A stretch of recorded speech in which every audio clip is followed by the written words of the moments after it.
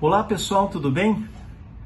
Ontem eu dei uma aula sobre esse livro aqui, Esaú e Jacó, do Machado de Assis. Foi uma aula presencial que eu dei aqui em Londrina, mas eu queria conversar um pouco sobre esse livro com vocês. Esaú e Jacó é um romance do Machado de Assis, é o penúltimo romance que ele publicou em vida. Esse romance foi publicado em 1904. Aí nós já temos o Machado como um escritor consagrado. Ele já é o autor de Memórias Póstumas de Brás Cubas, que é o seu livro mais famoso, mais importante talvez. Já é o autor de Quincas Borba, de Dom Casmurro.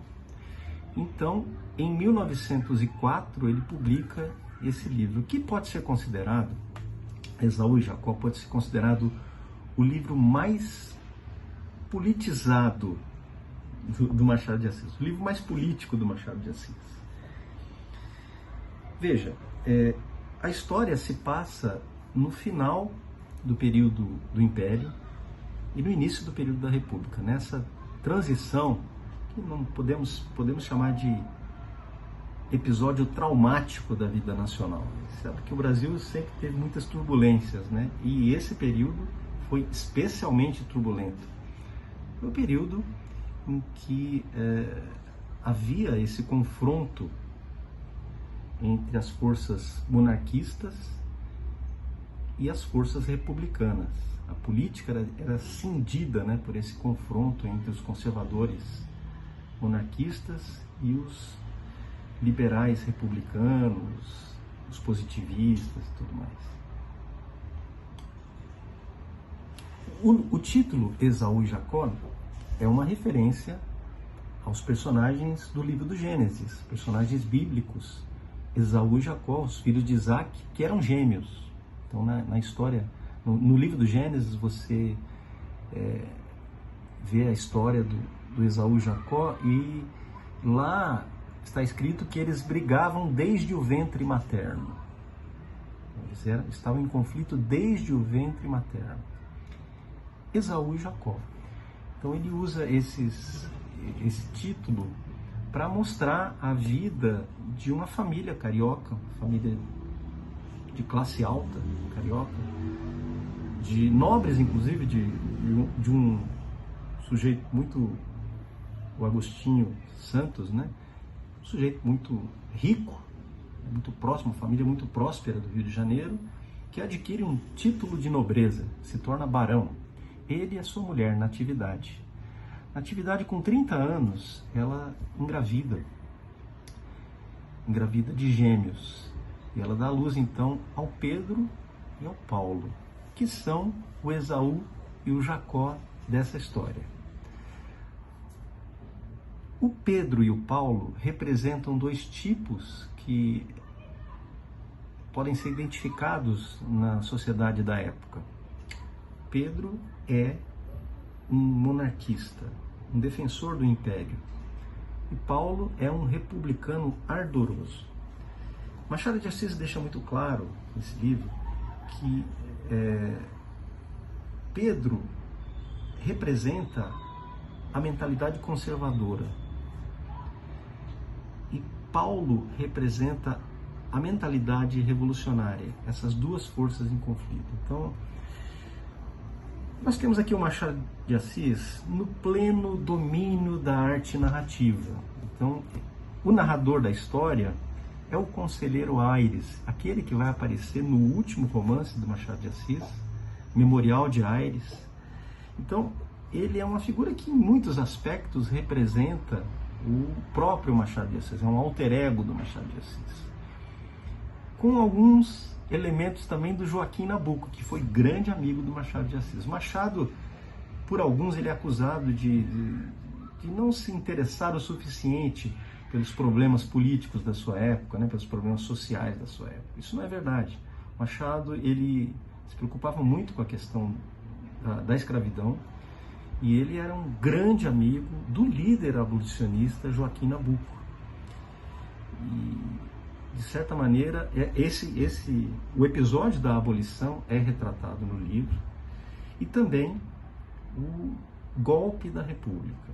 todos nós sabemos que a República foi um golpe militar, né? No dia 15, na noite de 15 de novembro de 1889.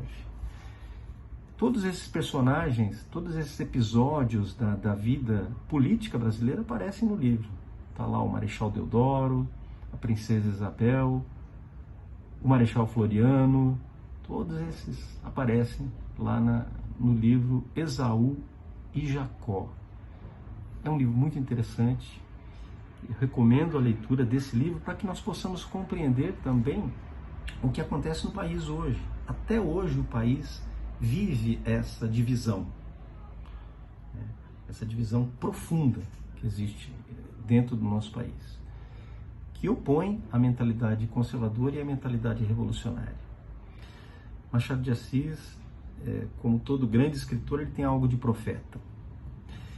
E em Esaú e Jacó, há alguns episódios muito interessantes. Um episódio que eu acho antológico é o episódio da confeitaria do Custódio. O Custódio é um doceiro, tem uma proprietário de uma confeitaria lá no Rio de Janeiro. Vou achar aqui para vocês o episódio. É maravilhoso. O episódio é um capítulo, né, intitulado Tabuleta Nova. O que acontece? O Custódio procura o conselheiro Aires em busca de um conselho.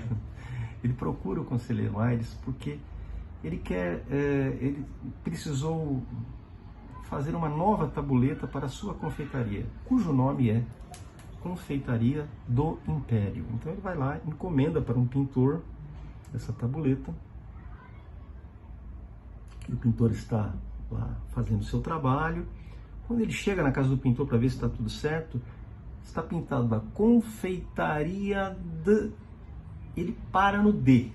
O pintor parou no D e o restante do letreiro ele coloca apenas em giz, né? Confeitaria do Império.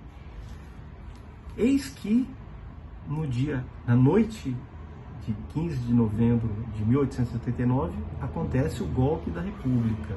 E nos jornais do dia seguinte, o Custódio, o pobre doceiro, o pobre dono da confeitaria, vai lá e descobre que ele não vive mais no Império, ele vive numa república. Então ele vai perguntar desesperado ao conselheiro Aires: o que ele vai fazer agora? Se eu deixar o nome Confeitaria do Império, eles vão apedrejar a minha loja, meus bens vão ser confiscados. Ele fica desesperado com aquilo. Aí ele pensa: bom, posso colocar Confeitaria da República, mas isso também, quem me garante que amanhã o Império não volta? Aí o conselheiro Aires diz assim: mas Custódio, que tal se você colocasse Confeitaria do Governo? Ele falou: pode ser, mas e aí, se tiver uma revolta popular, se a oposição começar a se manifestar, tal, eles vão apedrejar minha loja também. Então, o Custódio é a figura do desespero do cidadão comum submetido às leis da política, né? Ao flagelo da política, ao flagelo do poder, que é algo que nós vivemos todos os dias. De certa maneira, nós também somos o Custódio. Tá? Nós também somos esse proprietário de uma confeitaria. É o sujeito que a vida inteira trabalhou honestamente, né? Ele até diz aqui: puxa vida, mas eu sou apenas um doceiro. Eu trabalho, sou respeitador das leis, sou um cidadão honesto, faço o meu trabalho, tenho clientes, tenho fregueses, sou querido por todos, mas aí vem essa política e complica a minha vida. É a nossa situação. Nós estamos vivendo essa situação hoje.